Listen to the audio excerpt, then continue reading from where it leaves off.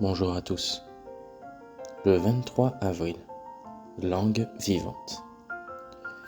Celui qui garde sa bouche et sa langue garde son âme de la détresse. Proverbe 21, verset 23. La langue est un organe fascinant. C'est le muscle le plus fort du corps et il participe à deux des fonctions les plus importantes du corps humain. Il est essentiel à la fois pour l'alimentation et la communication. Dans le règne animal, il existe un cas très curieux avec la langue de certains poissons. Je te présente le Cymothoa exigua, un parasite qui s'accroche à la langue de certains poissons et coupe leur vaisseau sanguin. Peu de temps après, la langue du poisson se nécrose par manque de sang et tombe.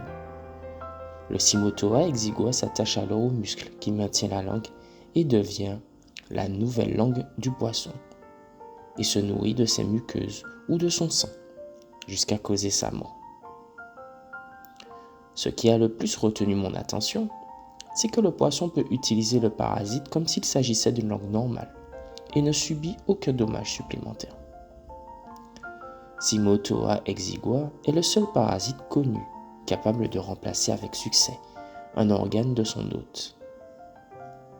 Bien que Cymothoa exigua ne présente aucune menace pour ta langue, tu n'es pas hors de danger. Il existe d'autres parasites qui peuvent adhérer à ta langue et dont les effets sont bien plus nocifs. Mensonges sous toutes leurs formes, paroles hypocrites, expressions de haine et de mépris envers autrui, et déclarations qui nuisent à nos semblables de diverses manières. Il n'est pas étonnant que le sage ait dit que la mort et la vie sont un pouvoir de la langue. Proverbe 18, verset 21. Et Jacques dit que la langue est un petit membre, mais qu'elle a de grandes prétentions. Voyez comme un feu est petit et peut embraser une grande forêt. Jacques 3, verset 5. Les scientifiques n'ont pas découvert comment les poissons peuvent se protéger de Cymothoa exigua.